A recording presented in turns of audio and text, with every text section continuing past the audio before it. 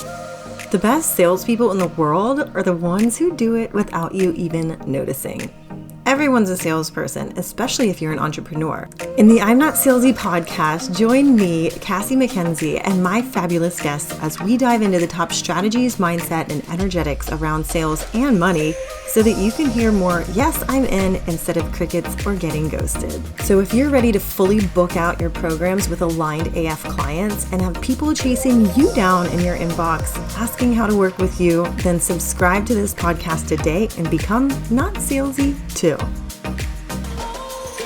back for another episode of the I'm Not Salesy podcast. You could probably hear in my voice if you're listening to this podcast that I don't sound normal. I'm actually feeling a little under the weather.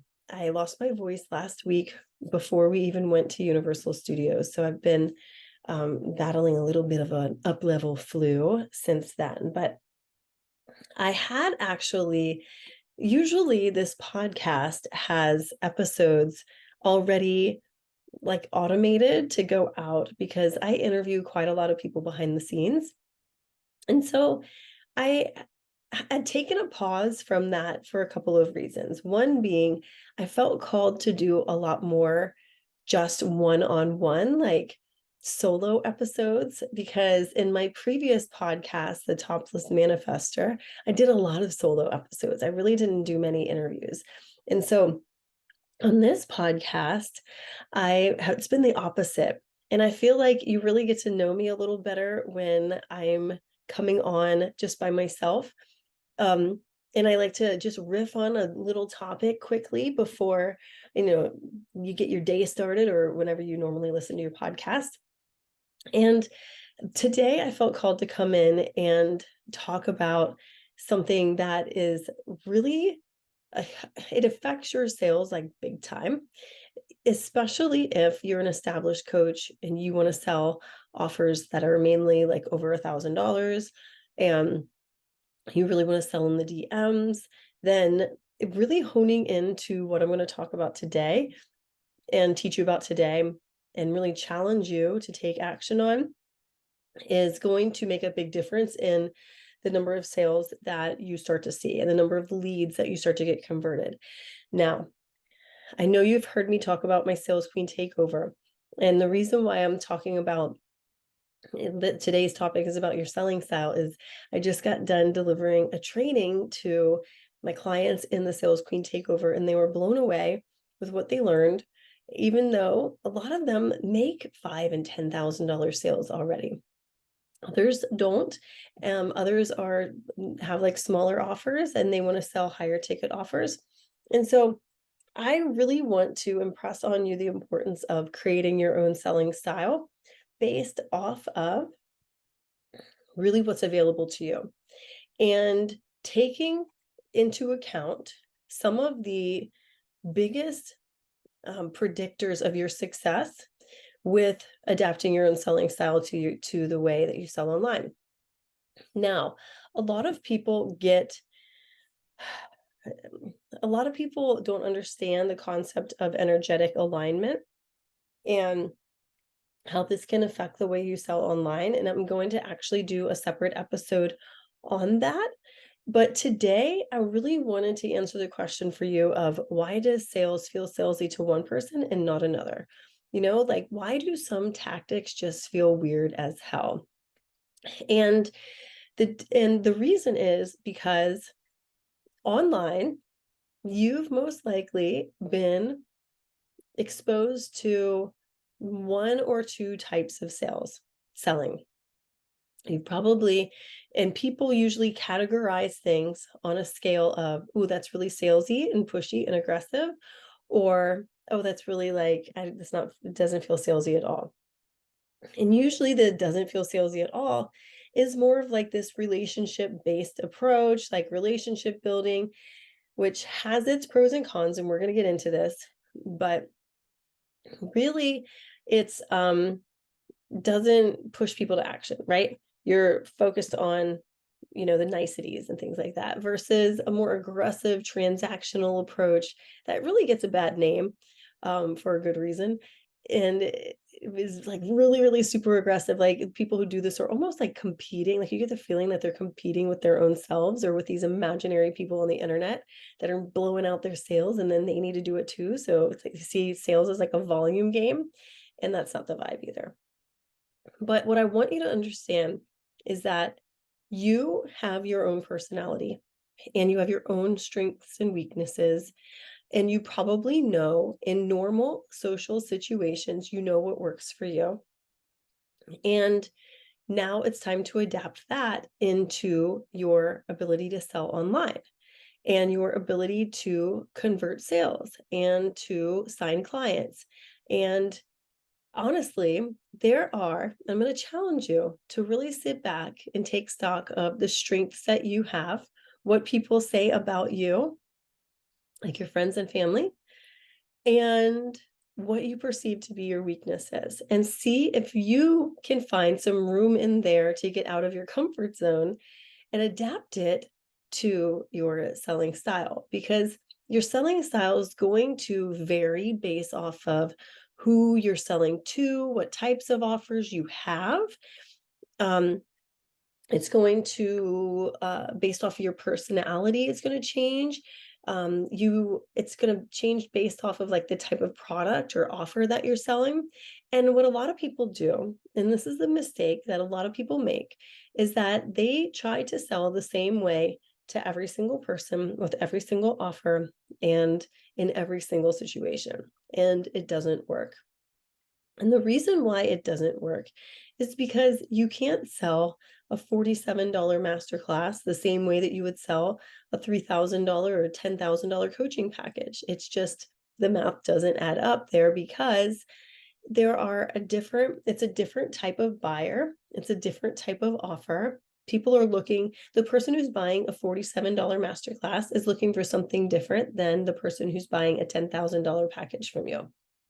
And before you get all your panties in a wad, I want to say I have been the same person to buy a $47 masterclass and a $10,000 coaching package on the same day from the same person.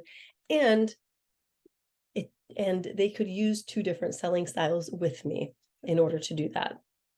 But the problem is if you're only categorizing sales as pushy or not pushy, then you're missing out on this really great land of possibility and opportunity for you, where you are able to effectively challenge people to think a different way, or take the emphasis so much off of things that would get you friend zoned and seen, not so much as an authority, and like the more really like focused just solely on relationships, where that ends up where you're not really challenging people to make a move and they end up going and buying from someone else.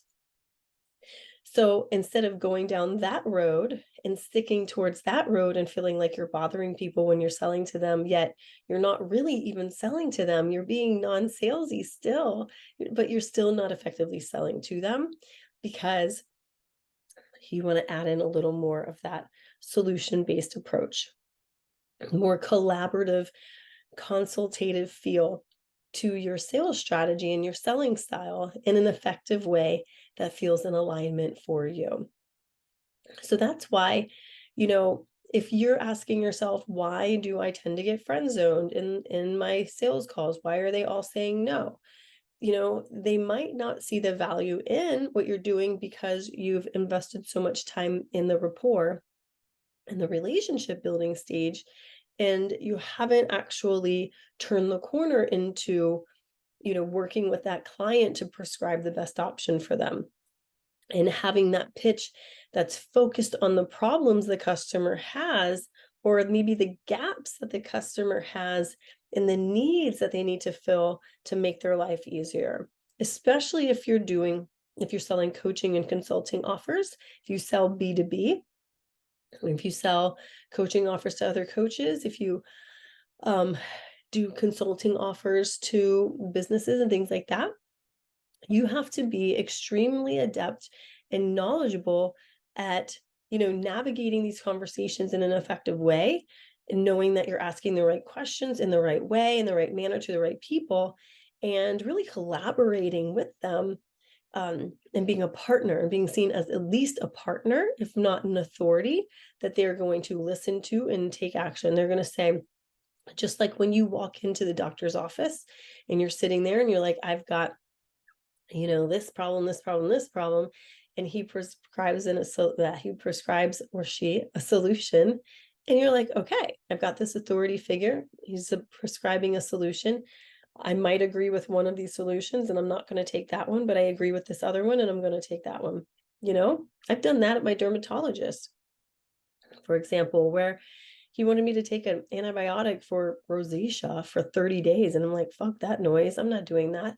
It's going to fuck up my whole gut biome. I think I'll just take this medication and eat healthier instead. And then that worked for me, right? But the point is that I had that authority figure I was willing to listen to. I was willing to have a conversation with. He found out what the needs were and what I wanted to do versus what he wanted me to do. And we found a solution in the middle point. And I still think he's a great guy, even though he wanted me to take antibiotics for a month. I don't think he's dumb as shit. He's actually really smart. So there's nothing wrong with putting yourself out there and really finding that selling style that works best for you. I think the biggest takeaway today in the Sales Queen Takeover was, one person said, I think my problem is I've been sitting in relationships for so long. I've been focused so much on relationships that I'm afraid to turn that corner and put myself out there. I'm afraid to, challenge them on their current status quo.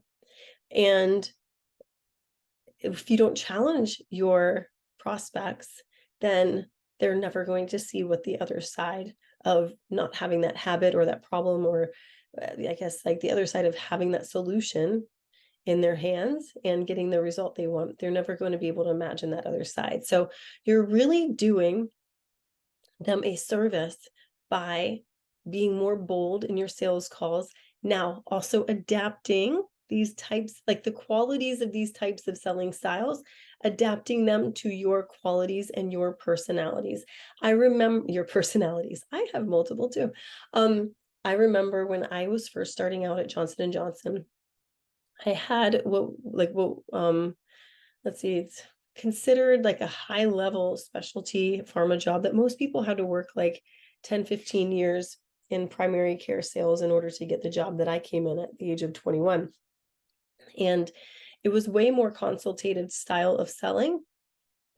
And what I learned back then was that if I could be seen as a resource, then I would always be able to make the sale. And if I could really build that rapport and build the relationship and then leverage that relationship, then it was going to lead to me not only getting what I want, but also my customers getting what they want too, while providing a really high level of service. And that it requires stepping out of your comfort zone a little bit. It really does.